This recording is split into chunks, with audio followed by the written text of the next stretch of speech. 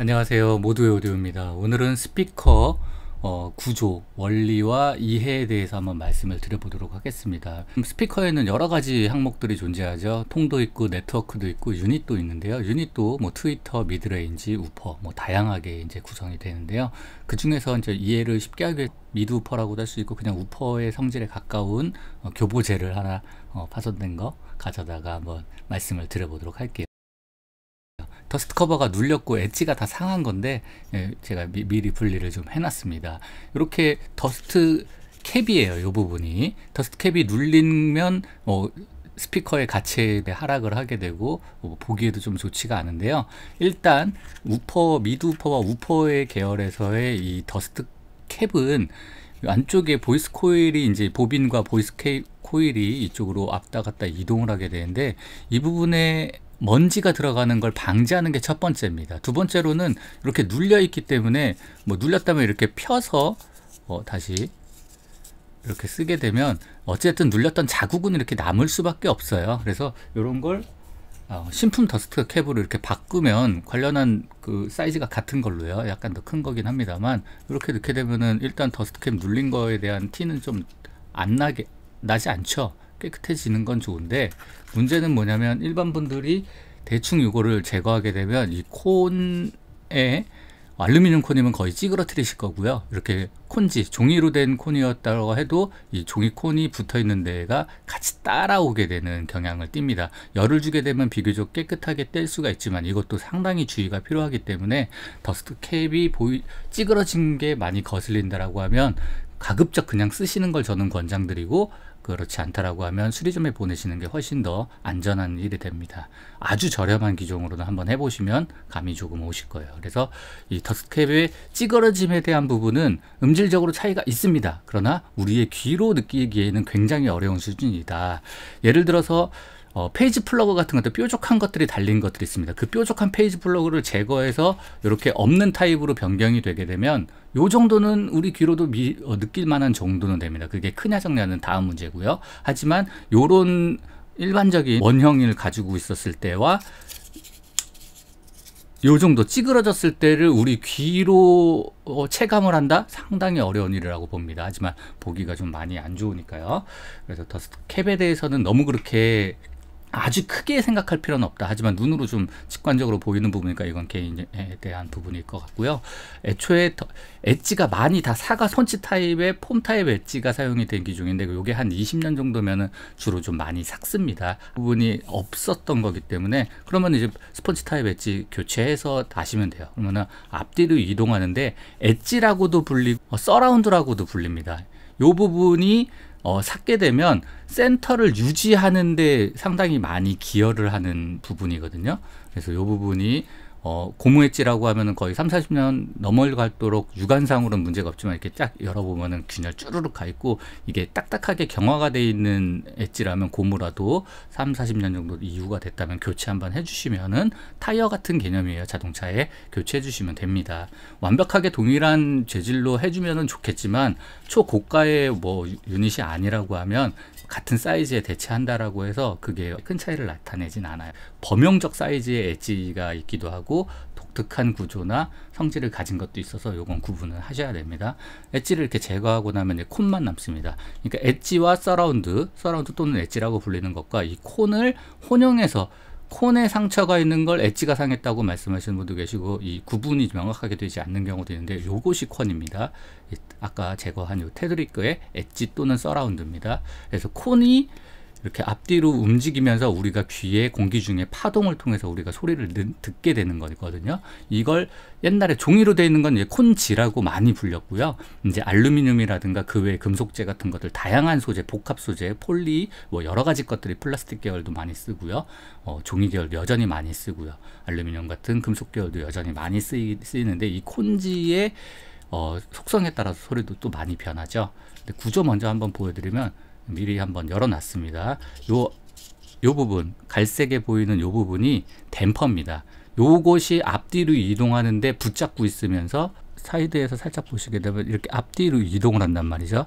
핵심적으로 엣지 서라운드가 이 부분을 가장 많이 앞뒤로 이동하는데 눈으로 보이는 부분들에 가장 많은 비중을 차지할 것 같지만, 댐퍼가 핵심적으로 근본적으로 앞뒤 이동에 대한 치우침이나 앞뒤 이동을 소리를 앞으로 한번 탁 내고 난 다음에는 반드시 다시 돌아가야만 하는 속성을 일반적인 스피커 콘의 경우는 반드시 그 부분을 가져야 되는데, 이 부분을 다시 돌아가야 다시 다음 소리가 나고, 또 돌아가서 다시 소리가 나고, 이걸 계속 반복하면서 우리는 콘에서 진동하는 소리를 듣는 거니까요.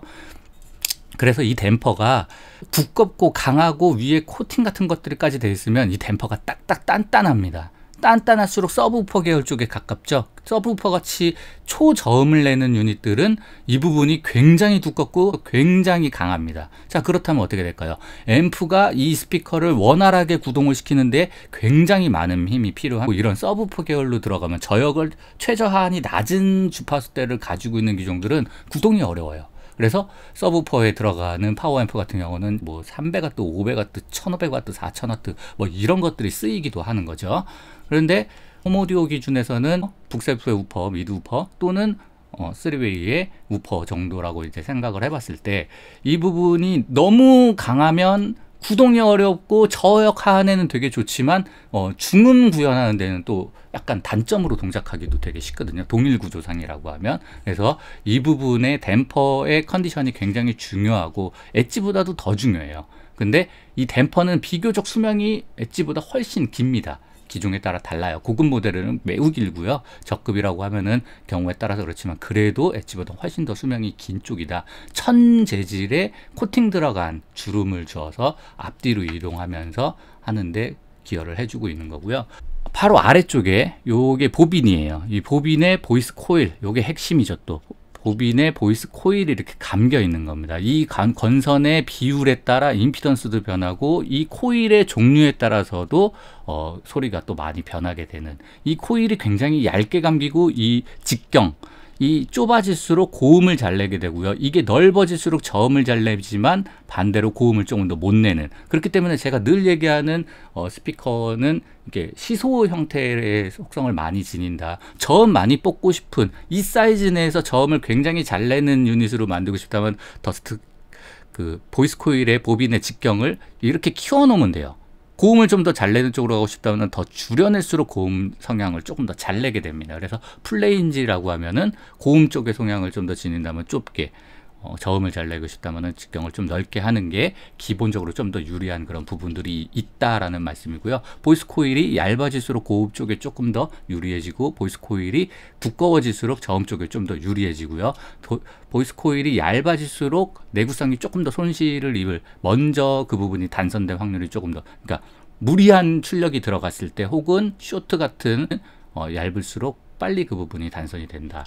보이스 코일이, 스피커가 코일 쪽이 고장났다라고 하면, 단선이 돼서 아무 소리가 안 나면 이 코일이 무조건 단선됐을 거라고 생각하시는 분들 되게 많은데요. 그 비중도 있습니다만 훨씬 더 높은 비율은요, 보시면 보이스 코일에서 잘 보이실지 모르겠어요. 요 리드선으로 요 부분 있잖아요. 여기 리드선이거든요. 플러스 마이너스 이제 단자대로 넘어가는 거예요. 여기 요 부분에 단자대로 이것들이 이어지는데, 여기까지는 보이스 코일 그대로 올라갑니다. 이 부분서부터 보이시면은 검은정색으로 약간 점 같은 거 보이죠? 여기까지 와서 여기서부터는 리드선으로 다른 선으로 또 이어집니다. 왜냐하면 플렉서블하게 콘이 앞뒤로 이동을 하기 때문에, 잠시만요. 네, 콘이 앞뒤로 이렇게 이동을 해야 되기 때문에 여기가 요 리드선은 약간 플렉서블하게 움직일 수 있는 코일로 리드선으로 다시 이어놔야지, 코일이 끝까지 오게 되면은 이동함에 따라서 단선 가능성이 되게 높아요. 잦은 이 운동에 대응할 수 있는 유연함을 반드시 가져야 되기 때문에 리드선으로 이어놓는데, 이 리드선과 코일이 이어지는 부분이 또 댐으로 되어 있단 말이죠. 어떤 기종은 알루미늄으로, 어떤 기종은 구리선으로 되어 있는데, 이 댐에 또 본딩이 사용이 됩니다. 어떤 브랜드에 따라 다른데요. 스캔스핏 같은 경우는 이 리드선과 코일 사이의 댐이 굉장히 잘 떨어지는 부분이 있습니다. 그래서 특별히 뭐 사용하면서 쇼트 내지 않더라도 이 본드가 좀 너무 오래돼서 삭아서 코일 리드선이 여기 나오는 아주 얇은 요 선이 원체 얇다 보니까 세월이 이제 20, 30년 되다 보면은 요 리드선과 코일이 닿아서 댐이 되어 있는 부분이 좀 사가서 날아가는 경향이 있는데, 이런 것들이 이제 수리점으로, 저 같은 수리점에 굉장히 많이 오죠. 결국에는 그 부분만 이어주면 되지만 이게 어쨌든 다 열어내야 할 수 있는 작업이라, 그렇기 때문에 이런 걸 다시 이어낸 거는요, 오리지널리티와 아무런 상관이 없습니다.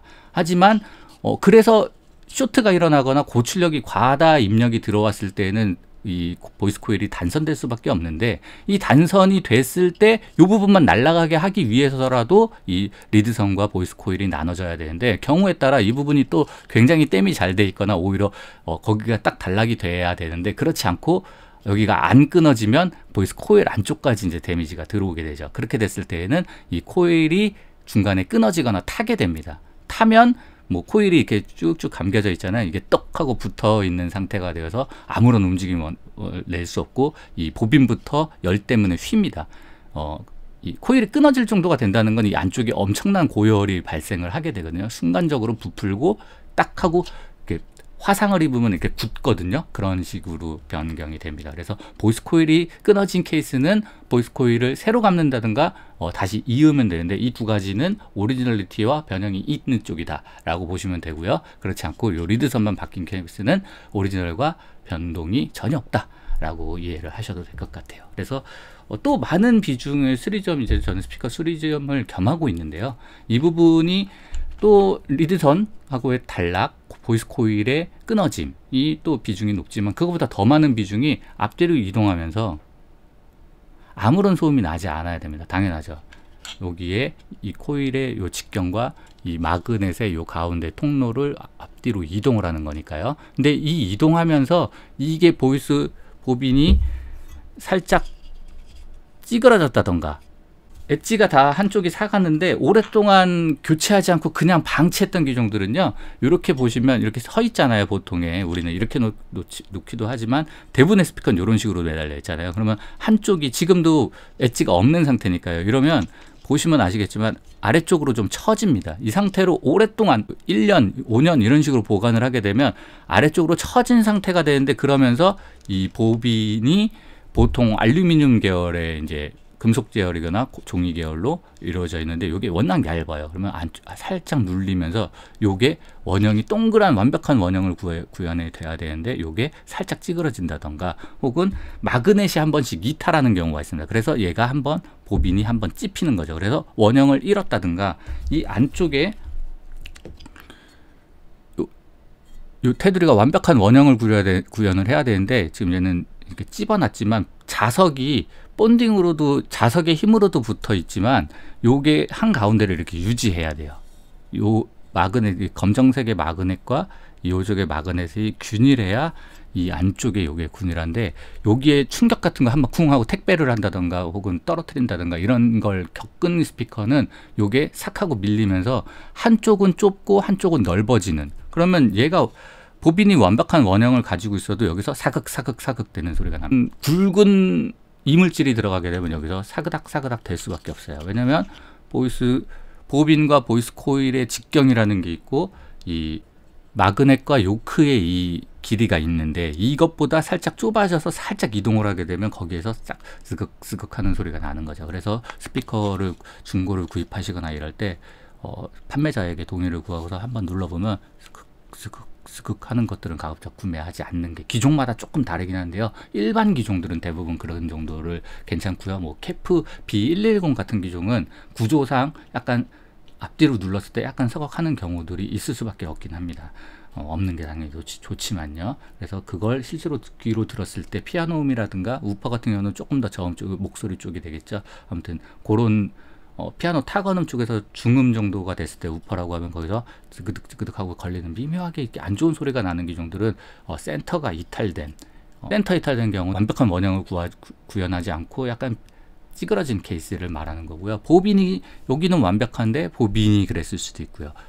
많은 사례가 또 마그넷의 위치가 이탈됨으로써 이 보빈이 찝혀서 양쪽이 다 문제가 되는 케이스 가 가장 또 비중이 많다라고 말씀을 드릴 수가 있습니다. 그리고 이제 댐퍼가 이쪽에 이쪽으로 본딩이 돼서 붙게 되는 거고, 말씀드렸다시피 기종에 따라 조금씩 다릅니다만 이 프레임과 마그넷과 또 마그넷, 이제 앰프에서 신호가 들어가게 되면 자석이니까요. 보이스 코일이 감겨 있고 앞으로 밀렸다가 들어갔다, 밀렸다가 다시 돌아가는 행위는 이 댐퍼, 갈색의 이 댐퍼와 엣지, 서라운드라고 말하는 엣지가 같이 힘을 받으면서 다시 돌아가고, 다시 앰프가 밀고 다시 돌아가고, 역기전력으로 약간 뒤로 빠지는 경우도 있죠. 역 위상이 들어가게 되면 그렇게 돼서 다시 돌아갔다 앞으로 반독하는 걸 계속해서 하는 거기 때문에 일단 구조적으로 고장이 났을 때에 대한 이해도 갖추면 좋고요.